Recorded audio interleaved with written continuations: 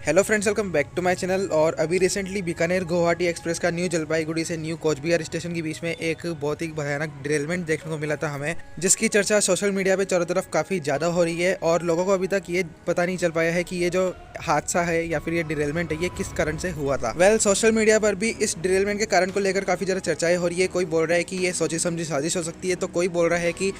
Coach वगैरह का maintenance ठीक से नहीं किया होगा रेलवे के स्टाफ द्वारा, जिस कारण से कोच में कोई खराबी आ गई होगी और ये डिरेलमेंट हो गया होगा। लेकिन इन सब बातों से अलग हटकर डिरेलमेंट का तो एक अलग ही चौंका देने वाला कारण निकल के सामने आ गया है, जिसकी आप और मैं तो सपने में भी नहीं सोच सकते थे। 13 जनवरी 2022 की शाम को जो ये बीकानेर गुवाहाटी एक्सप्रेस का डिरेलमेंट हुआ है, इसका कारण ना तो किसी की सोची समझी साजिश है और ना ही किसी कोच में ऐसी कोई खराबी थी जिसके कारण ये डिरेलमेंट हुआ है, बल्कि कारण था इसका खुद का अपना वेब फॉर लोकोमोटिव। मतलब जो लोकोमोटिव इस ट्रेन को अपने गंतव्य स्थान तक ले जा रहा था, वही लोकोमोटिव इस ट्रेन में सफर कर रहे यात्रियों के काल का कारण बन चुका था। अब ये डिरेलमेंट एग्जैक्टली लोकोमोटिव की वजह से कैसे हुआ ये मैं आपको थोड़ा आगे चल के बताऊंगा, लेकिन सबसे पहले आप ये जान लीजिए कि कोई भी लोकोमोटिव हो इंडियन रेलवे में या फिर कोई भी कोच हो, इनको एक फिक्स टाइम के बाद अपने लोकोमोटिव के शेड में या फिर कोच को अपने जो बेस डिपो होता है उसमें जाना होता है पीरियोडिक ओवरहॉलिंग के लिए। यानी कि वहाँ पे एक फिक्स टाइम के बाद जो है इनका POH किया जाता है, ताकि ये जो कोच या लोकोमोटिव हैं उनमें आगे चल के कोई भी परेशानी नहीं हो। इसके लिए कोच या लोकोमोटिव का हर एक कल पुर्जा खोल के देखा जाता है। अगर कोई कल पुर्जा डैमेज होता है तो उसको रिप्लेस किया जाता है, वो नया लगाया जाता है और उसके बाद जो है पीरियडिक ओवरहॉलिंग के बाद लोकोमोटिव या कोच को चलने के लिए वापस से तैयार किया जाता है। तो ये तो हो गई एक बेसिक बात कि लोकोमोटिव या कोच का पीरियडिक ओवरहॉलिंग करना क्यों जरूरी है या फिर ये क्यों किया जाता है। अब आते हैं हमारे मेन टॉपिक पे कि इस ट्रेन का यानी कि बीकानेर गुवाहाटी एक्सप्रेस का डिरेलमेंट का कारण वेब फॉर लोकोमोटिव क्यों बताया जा रहा है, यानी कि इस ट्रेन का इंजन क्यों बताया जा रहा है। तो डिरेलमेंट के बाद हादसे का कारण पता करने के लिए जब इंस्पेक्शन टीम यहाँ पे पहुंची डिरेलमेंट वाले स्पॉट पे, तब CRS के द्वारा इसका इंस्पेक्शन किया गया और CRS के इंस्पेक्शन करने पर और लोको पायलट वगैरह से बातचीत करने पर यह पता चला कि जो WAP4 लोकोमोटिव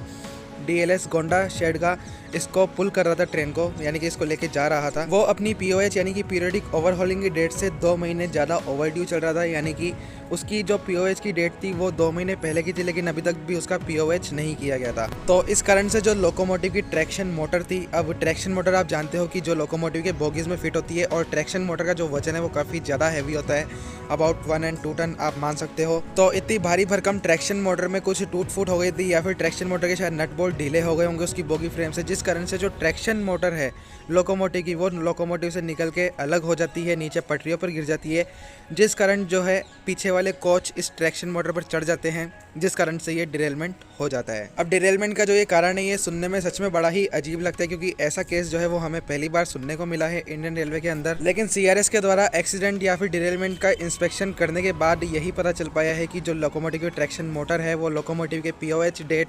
ओवर ड्यू होने के कारण जो है ट्रैक्शन मोटर निकल के गिर गई थी पटरियों पे, जिस कारण से डिरेलमेंट हुआ है। लोको पायलट को जैसे ही एक तेज आवाज के साथ लोकोमोटिव में एक जर्क महसूस हुआ, उसने उसी वक्त तुरंत इमरजेंसी ब्रेक ट्रेन के लगा दिए थे, जिस कारण से पीछे वाले 12 कोचेस जो है ट्रेन के पलट गए, एक दूसरे के ऊपर चढ़ गए और काफ़ी ज़्यादा जनहानि तो नहीं हुई, लेकिन काफ़ी ज़्यादा लोग इसमें घायल हुए थे। वैसे मरने वालों की संख्या 10 से लेकर 15 के बीच में अभी तक बताई जा रही है, लेकिन फिर भी ये अभी तक पूरी तरीके से कंफर्म नहीं हो पाया कि मृत व्यक्तियों की संख्या इसमें कहाँ तक पहुँच गई है। तो अब ओवरऑल डिरेलमेंट का कारण पता चलने के बाद हमें ये भी समझ में आ गया है कि रेलवे के जो DLS गोंडा शेड के TLC यानी कि ट्रैक्शन लोको कंट्रोलर की एक बहुत बड़ी यहाँ पे लापरवाही सामने निकल के आई है। अगर वो टाइम रहते इस लोकोमोटिव का POH कर देते तो ये लोकोमोटिव इस ट्रेन के डिरेलमेंट का कारण नहीं बनता और काफ़ी ज़्यादा जनहानि को यहाँ पे होने से बचाया जा सकता था। वैसे आपको मेरी ये वाली वीडियो तो याद ही होगी, अगर आपने मेरी ये वाली वीडियो देखी होगी तो आपको याद होगा कि मैंने TKD के WAP7 लोकोमोटिव के टूटे हुए पेंटोग्राफ की शिकायत जो है रेलवे में रजिस्टर करवाई थी, जिसके बाद मेरे पास TLC यानी कि ट्रैक्शन लोको कंट्रोलर के हायर ऑफिसर का फोन भी आया था और उनसे मेरी प्रॉपर बातचीत हुई, जिसमें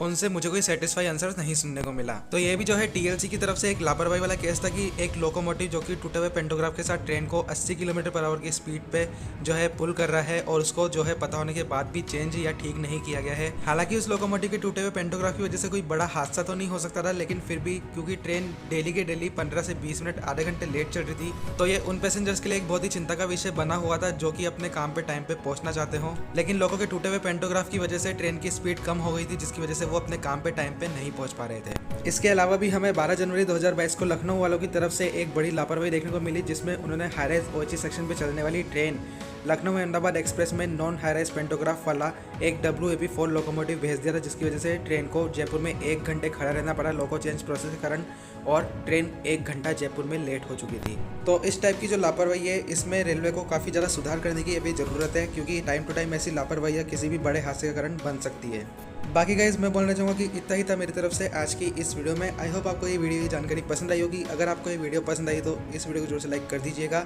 और अगर आपके कोई सवाल या सुझाव है तो आप नीचे कमेंट सेक्शन में कमेंट करके पूछ सकते हैं। एंड अगर आप चैनल पर नए हैं और इसी टाइप की इन्फॉर्मेटिव वीडियो और जानकारी आगे भी देखते रहना चाहते हैं तो चैनल को सब्सक्राइब करे बिना बिल्कुल भी मत जाइएगा। इसके बाद मैं बहुत जल्दी मिलता हूँ आपसे किसी एक और नेक्स्ट वीडियो में और किसी नई इन्फॉर्मेशन, न्यूज़ या अपडेट के साथ। तब तक के लिए गुड बाय।